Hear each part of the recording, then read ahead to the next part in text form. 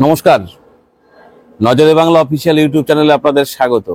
আমরা পাশে পেয়েছি, আমার পাশে আরেকজন সাংবাদিক বলতে পারেন, ইউটিউবার বলতে পারেন, রাজনীতিবিদও বলা যেতে পারে, সেই আমাদের অনির্বাণ দা। যথেষ্ট ভালো বিশ্লেষণ করে, রাজনৈতিক বিশ্লেষণগুলো মনোগ্রাহী হয় বিশ্লেষণগুলো, যার ফলে আমি প্রতিনিয়ত ওনার একজন নিয়মিত দর্শক বলতে পারেন। যার ফলে ওনার কাছে আজকে ছুটে এলাম কিছু বিষয় নিয়ে একটু কথাবার্তা বলার জন্য। পুলিশ অফিসার আইসি বোলপুর থানার লিটন হালদার এই মুহূর্তে নামটা ভীষণভাবে পরিচিত মানুষের কাছে। তার মা স্ত্রীকে উদ্দেশ্য করে অনুব্রত মণ্ডল যে অশ্রাব্য ভাষায় গালিগালাজ করলেন, সেটা আর আমার দর্শকের জন্য আমরা আর সামনে আনছি না, শোনা যায় না, বাকরুদ্ধ হয়ে যেতে হয় শুনতে গেলে। অথচ আমরা দেখলাম আশ্চর্যজনক ভাবে দুটো পুলিশি নোটিশ তিনি এড়ালেন, 5 দিন পরে হাজিরা দিলেন, তিনি গ্রেপ্তার হলেন না। আমাদের রাজ্যের মুখ্যমন্ত্রী, মহিলা মুখ্যমন্ত্রী, তিনি পুলিশ মন্ত্রীও আবার, তারপরেও তার মুখে একটা কথা নেই। আশ্চর্যজনক ভাবে আমরা দেখলাম একদিকে ওই পুলিশ অফিসার যার মা স্ত্রীকে উদ্দেশ্য করে অশ্রাব্য ভাষায় গালিগালাজ, তাকে তার মোবাইল ফোন দুটো সিজ করা হয়েছে, তার বিরুদ্ধে বিভাগীয় তদন্ত হচ্ছে শোনা যাচ্ছে। অথচ থানায় এসে হাজিরা দিয়ে ড্যাং ড্যাং করে বাড়ি চলে গেল, পুলিশ কোনো পদক্ষেপ নিল না, এখনো পর্যন্ত গ্রেপ্তার হয়নি। উল্টো দিকে আর একটা চাঞ্চল্যকর বিষয় সেটা দেখলাম, যে সময় সে এই অশ্রাব্য ভাষায় গালিগালাজ করলো, অনির্বাণ, আপনি ভাববেন অশ্রাব্য ভাষায় গালিগালাজ করলো একটা পুলিশ অফিসার তার মা স্ত্রীকে, একজন পোটেনশিয়াল রেপিস্ট বলা যেতে পারে সেরকম ধরনের মানসিকতা লক্ষ্য করা গেল তার কথার মধ্য দিয়ে, তাকে গ্রেপ্তার করলো না পুলিশ মন্ত্রী, তার ভিতরে কোনো কথা বললো না। আর সেই অডিও রেকর্ডিংটা আপনার বিভিন্ন মেইনস্ট্রিম মিডিয়া চালাচ্ছে মানুষকে জানানোর জন্য, অপরাধ তো করছে না, এবং সেটা বিপ বিপ ছাড়া কিছু চালানো যাচ্ছে না। সংবাদ মাধ্যমগুলো বিপ বিপ বিপ বিপ দিয়ে চালাচ্ছে, মেইনস্ট্রিম মিডিয়া সে চালাচ্ছে বলে পুলিশের পক্ষ থেকে নোটিশ চলে এলো। আমাদের বাংলার একটা বড় সংবাদ চ্যানেল, এই মুহূর্তে নামকরা সংবাদ এবং যথেষ্ট আইন কানুন রক্ষা করেই সুমন দে তার শোগুলো করে, তার কাছে নোটিশ চলে গেল যে হচ্ছে এই অনুব্রতের অডিওটা বেশি বেশি করে চালানো যাবে না, তাই নাকি পুলিশের নাকি মান সম্মান রক্ষা করার সমস্যা হচ্ছে। কি অবস্থায় আমরা পড়লাম অনির্বাণ দা, কি মনে করেন আপনি?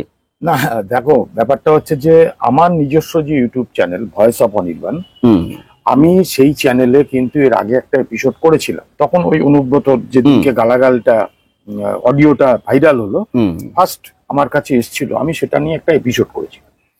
সেখানে আপনারা দেখবেন ভয়েস অফ অনির্বাণে গিয়ে ওই ভিডিওটা, তাতে আমি পরিষ্কার বলেছিলাম যে এটা তো নিন্দনীয় ঠিকই, এবং এটা অনুব্রতরই গলা।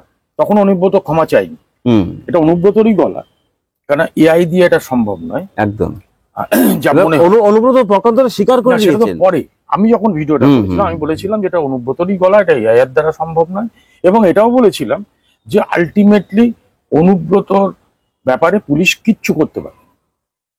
দেখো প্রিন্স, আজকের দিনে তুমি দাঁড়িয়ে দেখো, প্রায় এক পক্ষকাল হতে গেল একদম, কিন্তু এখনো পর্যন্ত পুলিশ তাকে, তুমি ঠিকই বলেছো, দুটো নোটিশ দিল, সে দেখা করলো না, পরবর্তীকালে গিয়ে দেখা করলো, এবং সে এখন যেটা বলছে আরো অদ্ভুত, যে ওটা নাকি তার গলাই নয়, ওটা নাকি কিছু মনেই পড়ছে।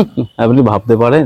এখন ব্যাপারটা হচ্ছে যে কেষ্টর তো এমনি, মানে মমতা ব্যানার্জি তো কেষ্ট বলে ডাকে, কেষ্টর তো এমনি অক্সিজেন কম যায় মাথায়, সেটা তো দিদিই বলেছেন, কিন্তু পেটে মনে হয় বেশি পরিমাণে মদন মিত্রর ওষুধ পড়ে গিয়েছিল, আমার যেটা মনে হয়, যার জন্য এই ধরনের কথাবার্তা হয়। এখন এটাও পাশাপাশি ভাবতে হবে, আমি খুব স্পষ্ট ভাষায় বলি, সব পুলিশ খারাপ না। পুলিশদের মধ্যে একটা অংশ আছে যারা, বিশেষ করে নিচুতলার পুলিশ কর্মী, তারা খুব নিষ্ঠার সঙ্গে দায়িত্ব পালন করতে, কিন্তু ওপর তলা থেকে তাদের উপর এমন অনেক চাপ আসে, আমরা শুনেছি, যে যার ফলে তারা কিন্তু সেভাবে কাজ করতে পারে না। পুলিশ ফোর্সও কম, দীর্ঘদিন পুলিশের নিয়োগ নেই। এখন ব্যাপারটা হচ্ছে যে পুলিশ, ওই যে লিটন হালদার, আমি জানি না, কারণ তারপরে দেখবে ছাত্র পরিষদের এক নেতা তাকে অনেক কথা বলেছে, যে ওই তো গ্যারেজ পোস্টিং ছিল, পরে আমাদের দয়ায় তুমি এসছো, অর্থাৎ তার মানে এখানে একটা লেনা দেনার ব্যাপার আছে, এটা তো ধরেই নেওয়া যায়। হ্যাঁ, সে একটা জিনিস যেটা বললো সেটা হচ্ছে দল এবং পার্টি দয়া করে তোমাকে পোস্টিং দিয়েছে। তার মানে কি? তার মানে ওই লিটন হালদার ওই ছাত্র পরিষদ নেতার কথা অনুযায়ী তিনিও উপকৃত অনুব্রতর দ্বারা, এবং অনুব্রত নিজেও বলেছেন যে আমি পুলিশের পাশে দাঁড়াই। হ্যাঁ, অনুব্রত একটা কথা বলেছে, আপনি খেয়াল করেছেন নিশ্চয়ই, আমার মনে হয়, যেটা ওই ওর অডিও রেকর্ডিং নিয়ে একটা জায়গায় শোনা যাচ্ছে, তুই তোর বউকে নিয়ে আমার কাছে এসেছিলিস। হ্যাঁ, তার মানেটা কি? উনি তো সেটা অপোজ করেননি। না, তো যাই হোক, আমি সেই বিতর্কে যাচ্ছি না। আমার কথাটা হচ্ছে যে তুমি গালাগাল দেবে তাতে দোষ নেই, সেই গালাগালটা আমার সাংবিধানিক অধিকার, আমি সংবাদ মাধ্যম চালাই, সত্য খবরটা মানুষের কাছে তুলে ধরা, একদম। সেইটা তুললে আমি আইনি নোটিশ খাবো? মানে এবিপি আনন্দের সুমন দেখে নোটিশ দিয়েছে, এটা তো বার্তা। মানে এরপরে নজরুল বাংলা অফিসিয়ালের প্রিন্সকে সতর্ক করবে বা চিঠি দেবে, তারপরে ভয়েস অফ অনির্বাণের অনির্বাণ চৌধুরীকে চিঠি দেবে, অন্যান্য ইউটিউবারদের যারা এর বিরুদ্ধে প্রতিবাদ। আমরা এর আগে তো আরজি করার সময় দেখলাম বহু ছোট ছোট ইউটিউবার তাদেরকে বিভিন্ন সময় নোটিশ জারি করেছে, থানায় ডেকে পাঠানো হয়েছে। আমাকে তো খোদ লালবাজারের থেকে এক আধিকারিক, পুলিশ আধিকারিক, সে প্রমাণ আমার কাছে রয়েছে, আচ্ছা, আমাকেও নিষেধ করেছিল এসব নিয়ে কাজ করতে, না করতে বলেছিল, কিন্তু আমি শুনিনি। আমার কথা যেটা খুব পরিষ্কার কথা, সেটা হচ্ছে যে এই এবিপি আনন্দকে চিঠি দিয়ে যদি রাজ্য সরকার মনে করে তোমার আমার মতন চ্যানেলগুলোকে একটু সবক শেখাবে, আমি এ কথা বলি পরিষ্কার, আমি তো যেমন আমার ওখান থেকে ওটা ডিলিট করিনি, প্রয়োজন আমি আবারও চালাম। ঠিক। আর যদি পুলিশ মনে করে যে এই ব্যাপারে কোনো ব্যবস্থা নেবে, আমি আহ্বান করছি পুলিশকে। আমি এই ব্যাপারেও একটা ভিডিও করেছি যে পুলিশ আমাকে পারলে নোটিশ দিক, ওপেন চ্যালেঞ্জ করেছি। কিন্তু আমার প্রিন্স এখানে একটা অদ্ভুত ব্যাপার লাগছে, 2011 সালের আগে, যেটা তোমার সঙ্গে আমার অফ স্ক্রিন কথা হচ্ছে, যে 2011 সালের আগে যে সমস্ত কোট আনকোট বুদ্ধিজীবী যারা মমতা বন্দ্যোপাধ্যায়ের সরকারকে আনার জন্য জান প্রাণ এক করে দিয়েছিলেন, মানে মুখে নাম নিতেও ঘৃণা হয়, শুভা প্রসন্ন থেকে শুরু করে তারপরে তোমার মৃধা পাটেকার ইত্যাদি, কৌশিক সেনটেনরা রয়েছে, তারা আজকে কোথায়? আপনি একটা জিনিস যেটা বললেন, এই বুদ্ধিজীবীদের কথা, মমতা ব্যানার্জির আন্দোলন, আপনার নিশ্চিতভাবেই খেয়াল আছে, সেটা হচ্ছে 80% কাজ হয়ে গেল সিঙ্গুরের ন্যানো কারখানা টাটা কোম্পানি, শ্মশান হয়ে যাচ্ছে এখন, সে গাড়ি তৈরি হয়ে গেল, 80% কাজ কমপ্লিট। সেই আন্দোলন করলো, সেটাকে তুলে মানে উঠে যেতে বাধ্য হলো, টাটা কারখানাটা গুজরাটের সানন্দে চলে গেল, আজকে সেখানে একটা শিল্পের বাজার তৈরি হয়েছে। আর ওই মমতা ব্যানার্জি যুবকদের আশাটাকেই ধ্বংস। হ্যাঁ, আর ওই মমতা ব্যানার্জি আন্দোলনটাকে তখন বামপন্থীদের কিছু কিছু ভুল ত্রুটিকে সামনে রেখে আন্দোলন করলো বুদ্ধিজীবীরা, মমতা ব্যানার্জির আন্দোলনকে অক্সিজেন যোগালো, বামফ্রন্ট সরকার চলে তো গেল, কিন্তু মানুষের লাভ কি হলো? আর সেই বুদ্ধিজীবীরা কোথায় আসবে? হয়তো বুদ্ধিজীবীরা এখন অনুব্রতর ব্যাপারে মৌনব্রত নিয়েছেন, আমি মনে করি। কারণ শুধু শুধু অনুব্রত মণ্ডল নয়, এই রাজ্যের এত অনাচার, এত স্বৈরতন্ত্র, এত গণতন্ত্রকে হত্যা করা, প্রতিদিন দুর্নীতির খবর শুনছি, বুদ্ধিজীবীদের একটা কোনো আমরা এর ব্যাপারে পদক্ষেপ পেয়েছি? আসলে এটো কাটা খেয়ে, উচ্ছিষ্ট খেয়ে বেঁচে থাকবে জীবনের শেষ দিন পর্যন্ত, এই আমার আপনার রক্তে ধোয়া টাকা তারা লুটবে এবং সরকারের চামচেগিরি করবে, দাসত্বগিরি করবে, তাদের নিজেদের প্রতিভাকে বিকিয়ে দেবে মমতা ব্যানার্জির পায়ে। এটাই হচ্ছে বুদ্ধিজীবীদের, এখনকার বুদ্ধিজীবীদের, যারা সেই 11 সালের আগে এই সরকার ক্ষমতায় আনতে চেয়েছিল। এটা হচ্ছে, আমরা মমতা ব্যানার্জির সমালোচনা করি, কিন্তু মমতা ব্যানার্জিকে যারা আসার রাস্তা তৈরি করে দিয়েছিল, এই বুদ্ধিজীবী সমাজ, যাদের কথায় মানুষ বিভ্রান্ত হয়েছিল, আজকে মনে করি যে বুদ্ধিজীবী সমাজকে মানুষের বয়কট করা উচিত। এদের মেরুদণ্ডটা কি তাহলে কি ব্যাকা হয়ে গেল নাকি? কোনো ওই যে আপনি যেটা বলছিলেন এটো কাটা, আমি একটু শুদ্ধ ভাষায় বলি, কোনো বড় বড় প্যাকেট ট্যাকেট পেয়েছে, সেই প্যাকেট গুনতে বাড়িতে ব্যস্ত। দেখো, লেনা দেনা ছাড়া তো কিছু হয় না। কেন বলছি? অনুব্রত তো পরের ঘটনা, সাম্প্রতিক ঘটনা, ন্যাক্কার জন্য ঘটনা নিশ্চিতভাবে, কিন্তু আপনি ভাবুন, আমাদের সমাজ গড়ার কারিগর, মানুষ গড়ার কারিগর, শিক্ষক শিক্ষিকারা রাস্তায় বসে রয়েছে তাদের ন্যায্য অধিকার ফিরে পাওয়ার দাবিতে, তাদের চাকরি চলে গেল, তাদের উপরে পুলিশের জুলুম।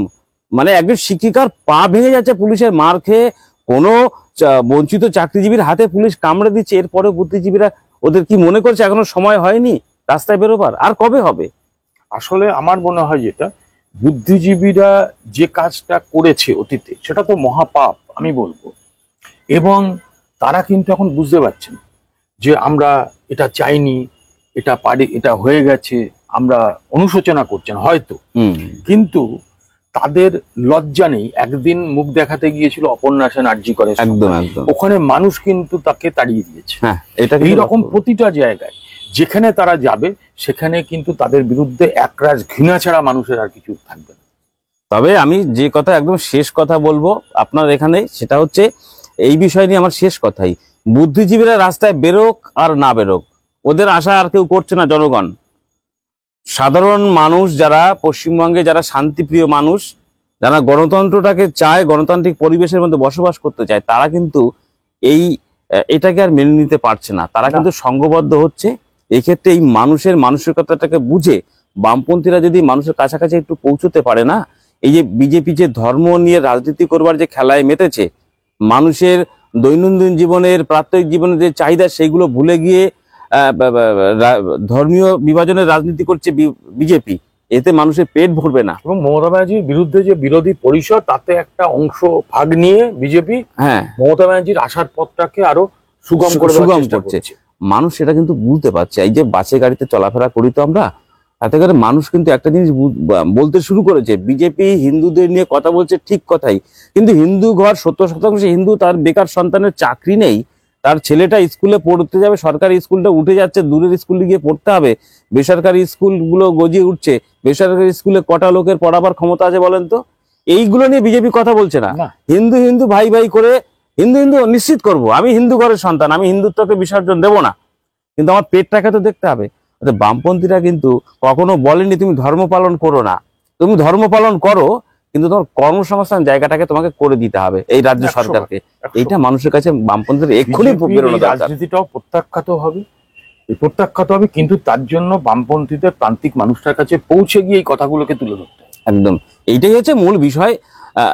তোমাকে একটু ধন্যবাদ জানাই প্রিন্স, যে তোমার এই যে চ্যানেল নজরে বাংলা অফিসিয়াল এত সুন্দর একটা আলোচনা করলে। আমি মনে করি যে যারা দেখছেন এই আলোচনাটা, তাদের উচিত যে এইটা আরো বেশি মানুষের কাছে পৌঁছে দেওয়া। একটু শেয়ার করবেন, ওর চ্যানেলটার পাশে থাকবেন, এবং আগামী দিনে আরো নতুন নতুন এপিসোড নিয়ে ও হাজির হবে। আমার ভাই প্রিন্স মন্ডলের প্রতি আমার রইল শুভেচ্ছা অফুরান। আর আমার দাদা চ্যানেলটাকে আপনারা দেখবেন। আমি প্রথমে বলেছি, ওই রাজনৈতিক বিশ্লেষক যদি আমরা বলি তাহলে এবারে খুব ভুল হবে না।